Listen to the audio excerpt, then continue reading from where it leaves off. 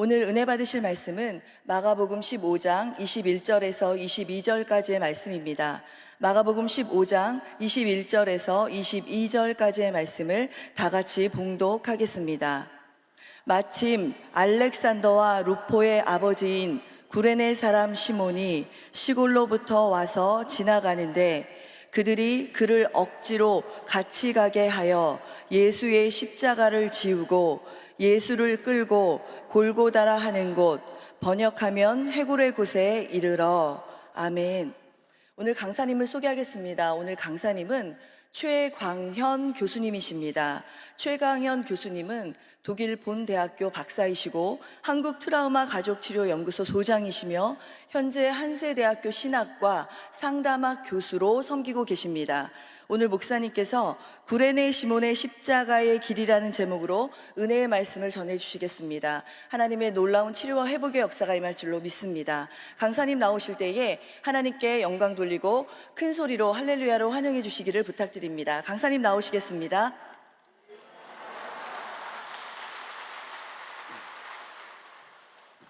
할렐루야. 비가 내리는 깊은 새벽, 발걸음을 재촉이면서 이 자리에 함께한 성도님 모두에게 하나님의 은혜가 넘치길 축원합니다. 제가 학창 시절에 따뜻한 인격과 신앙의 모습으로 몹시 존경하던 한 교수님이 있었습니다. 연세대 교육심리학과 교수였던 연문희 교수님입니다. 교수님은 미국 유학 시절 당시 많은 유학생들이 그러하듯이 생활고에 시달렸습니다. 영 교수님은 식당에서 접시 닦기로 알바와 생활비를 보충하였습니다. 학업이 진정될수록 시간을 더 필요하였지만 알바를 쉴 수가 없었습니다. 어느 날 알바와 학교 공부에 너무 지쳐서 이제 버틸 수 없는 한계에 도달했다라고 느꼈습니다. 하지만 영 교수님은 늘 그랬던 것처럼 식당에 가서 접시를 닦고 있었습니다. 마음속에서는 이제 더 이상 버틸 수 없을 것 같다. 그날따라 더 접시 닦기가 더 힘들었다고 합니다. 꿈과 목표가 분명할 땐 알바는 신이 납니다. 하지만 어느 순간 그 꿈을 잃어버린 순간 말 그대로 노동이 되어지죠. 어느 때보다도 힘겹게 접시 닦기를 끝내고 내려가는데 식당홀에서 한 손님이 영 교수님을 부릅니다. 무슨 일인가 잔뜩 긴장해서 불려갔을 때 한 신사가 있었습니다. 자기는 식당에 올 때마다 영 교수님이 묵묵히 주방에서 일을 한 것을 볼 수 있었다고 합니다. 성실하게 일하는 모습을 보았고, 그리고 분명히 외국에서 온 유학생이라는 것도 알 수 있었다고 합니다. 왠지 오늘 나의 마음속에 당신을 후원하고 싶은 마음이 들었다고 합니다. 그리고 당신의 유학생활을 위한 학비를 후원하고자 한다라고 이야기를 했습니다. 순간 연문희 교수님의 인생에서 최대의 날이 일어나게 됩니다. 가장 힘들었던 날이었다고 합니다. 가장 힘들었고 몸은 지쳐있고 마음도 지쳐있던 그 순간 예기치 못했던, 도저히 상상할 수 없었던 그 기쁨이 그에게 오게 됐음을 기억하게 됩니다. 연문희 교수님이 경험한 이 반전의 날은 사실 우리에게도 마찬가지가 아닌가 싶습니다. 가장 힘든 순간이 때론 기쁨이 되어지고 승리의 순간이라 믿었고 모든 걸 얻었다고 느끼는 그 자만의 순간이 가장 큰 고통으로 변하는 것은 어쩌면 우리 인생에서 수없이 반복되고 있는 일인 것 같습니다. 명나라 말기 육수홍이 쓴 치고당 검소란 책에는 다음과 같은 말이 있습니다. 하늘이 사람에게 재앙을 내리려면 작은 행운을 내려 그를 교만하게 만든다. 하늘이 복을 내리려면 먼저 작은 재앙을 내려 그를 경계하게 한다. 우리의 인생은 불행이 행운이 되기도 하고 불행이 또 행운으로 넘어가는 새옹지마 같은 인생인 것 같습니다. 저는 이 시간 억지로 예수님의 십자가를 짊어졌지만 마치 반전의 드라마처럼 오히려 놀라운 축복과 은혜를 입은 한 사람을 소개하고자 합니다. 바로 구레네 시몬입니다. 예수님의 십자가를 억지로 짊어졌던 구레네 시몬에게 그날은 어쩌면 몹시 재수 없는 일진이 사나운 날이었을 겁니다. 한편으로는 영원히 잊을 수 없는 그의 생애 최고의 날이었습니다. 아프리카 리비아에 살고 있었던 디아스포라한 유대인의 후손이었습니다. 그는 늘 마음속에 그의 마음의 고향인 예루살렘에서 유대의 최고의 명절인 유월절을 보내는 꿈을 갖고 있었습니다. 이를 위해 큰 마음을 먹었고 저축을 했고, 그리고 한 유월절날 예루살렘으로 도달되게 됩니다. 어느 날 거리를 거닐던 중 도로 한복판에서 거대한 군중의 소용돌이에 휩싸이게 됩니다. 예수라는 제수와 다른 두 명의 제수가 자신들을 매달을 십자가를 지고 로마군에 의해 이끌려가고 있었습니다. 시몬은 수많은 사람들이 예수가 십자가를 지고 가는 장면을 보기 위해 몰려나와 너가 과연 하나님의 아들이냐라고 조롱하고 그에게 돌을 던지는 것을 우연히 보게 됩니다. 예수는 무거운 나무 십자가의 무게를 이기지 못하고 계속 쓰러졌고, 빨리 일을 끝내고 싶은 로마군은 계속해서 예수님에게 채찍질을 하였습니다. 예수님은 이미 너무나 지쳐있던 상태라 아무리 채찍질을 하여도 지친 몸을 이끌 수가 없었습니다. 다급해진 로마군이 바로 곁에 있던 시몬에게 십자가를 대신 짊어질 것을 명령합니다. 당시 로마법에는 군역을 명령받은 사람은 일이 종료될 때까지 짐을 져야 한다는 법이 있었습니다. 시몬은 어쩔 수 없이 예수님의 십자가를 짊어지게 됩니다.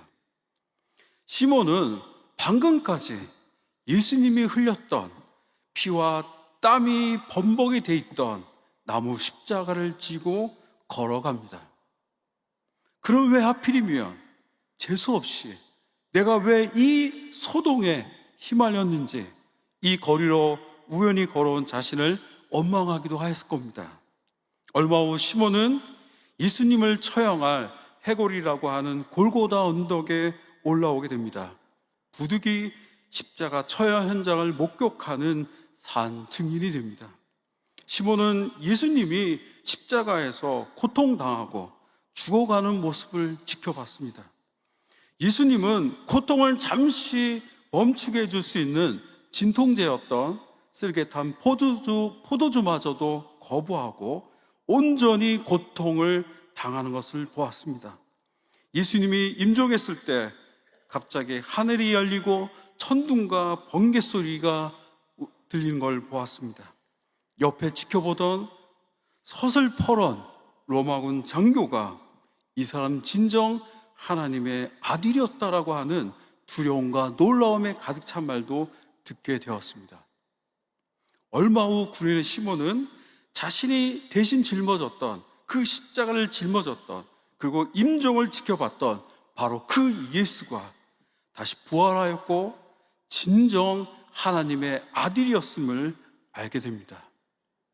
그 시몬은 예수님의 제자가 됩니다. 그저 순박하기만 하던 아프리카 출신의 한 농부가 역사에서 지어지지 않는 불멸의 주인공이 됩니다. 시몬은 예수라는 젊은이의 십자가를 지고 가던, 어쩌면 일진이 몹시 사나웠던 그날이 그의 인생 최고의 날이었음을 깨닫게 됩니다. 그의 두 아들 알렉산더와 루포는 초대교회 빛나는 종이 되어 교회를 섬겼습니다. 그의 아내 역시 로마교회에서 가장 충성스러운 일꾼이 되었습니다. 사도 바울은 어머니처럼 여길 정도로 그를 존중하였습니다. 시몬 자신은 초대교회에서 가장 선교를 많이 하던 안디옥 교회에서 니게르라 하는 시몬이 되어 교회를 섬겼습니다. 골고다 언덕에서 예수님의 땀과 피가 묻어있던 십자가를 직접 짊어졌던 구레네 시몬의 존재만으로도 고난받고 힘들던 초대교회 성도들에겐 그야말로 큰 힘이 되었을 겁니다. 여러분, 그야말로 우연히 겪게 된 굴욕과 수치당함이 영광과 감사로 변하는 순간입니다. 수년 전 한 족보 연구가는 구레네 시몬의 가게를 연구하였습니다. 그의 자손들이 얼마나 놀라운 은혜를 받게 되었는지를 발표하였습니다. 시몬은 억지로 예수님의 십자가를 짊어졌지만 그로 인해 놀라운 하나님의 은혜를 경험하게 됩니다. 여러분, 시몬이 하나님의 십자가를, 예수님의 십자가를 대신 진 건 그가 원한 것도 아니었고 그의 의지도 절대 아니었습니다.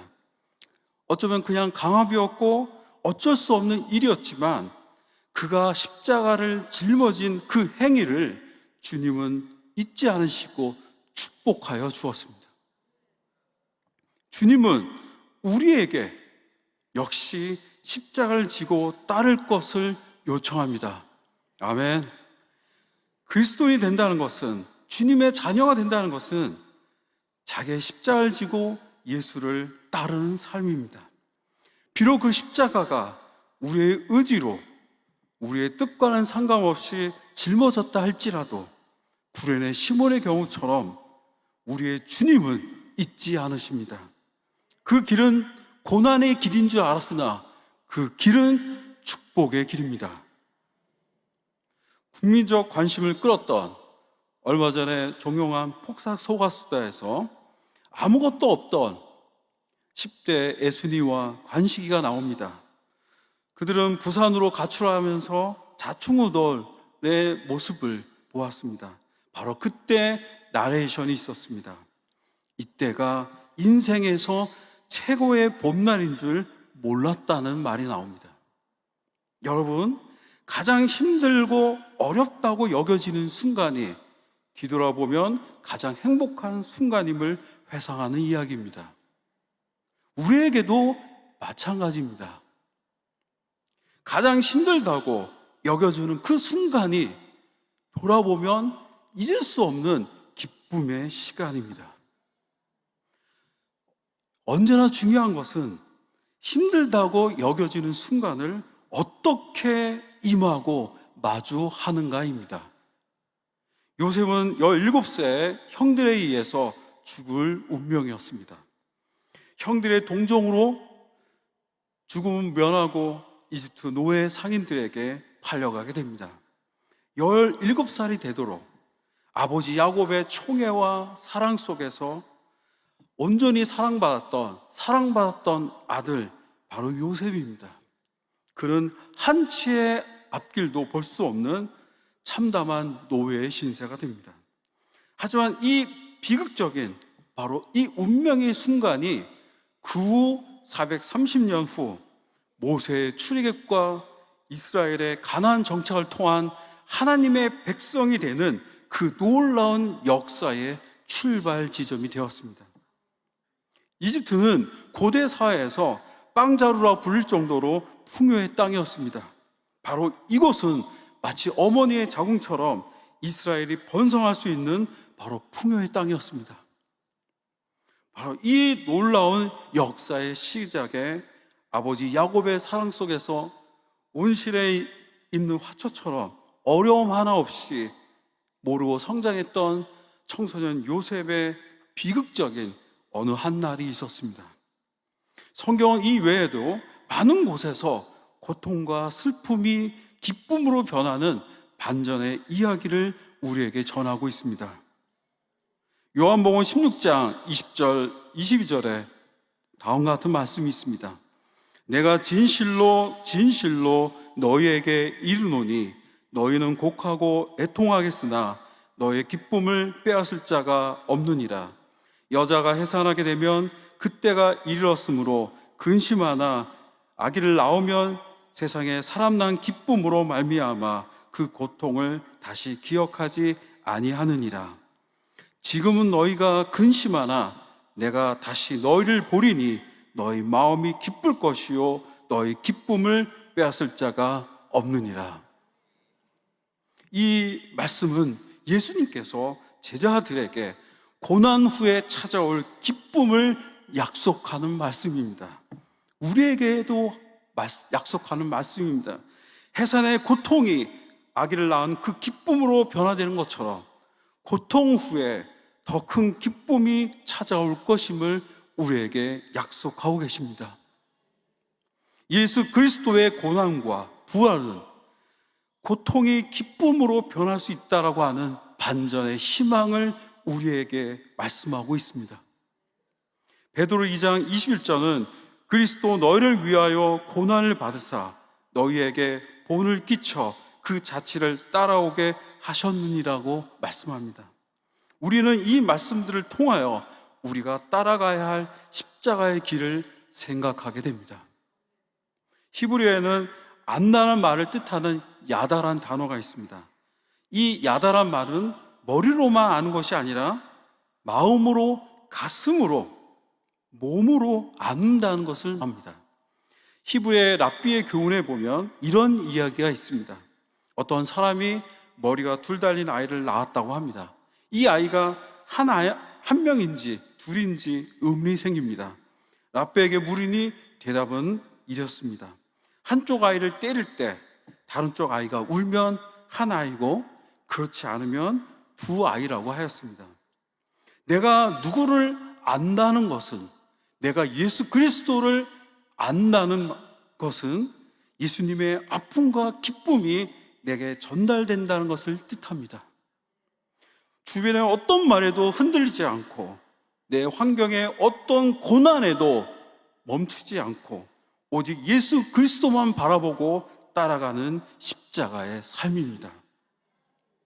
우리가 예수를 안다는 것은 그 마음, 그 뜻, 그리고 그 기쁨이 내 가슴과 내 몸에 전달되고 온전히 하나임을 느끼는 삶입니다. 이렇게 우리가 예수님과 하나 될 때 우리가 예수님을 온전히 알게 되고 바로 이 길은 우리의 십자가의 길을 살아가게 만듭니다. 이 시간 오직 예수님만을 전적으로 의지하시고 신뢰하겠다는 마음에 결단한 여러분 모두에게 하나님의 은혜가 넘치기를 축원합니다. 이 시간 말씀을 정리하도록 하겠습니다.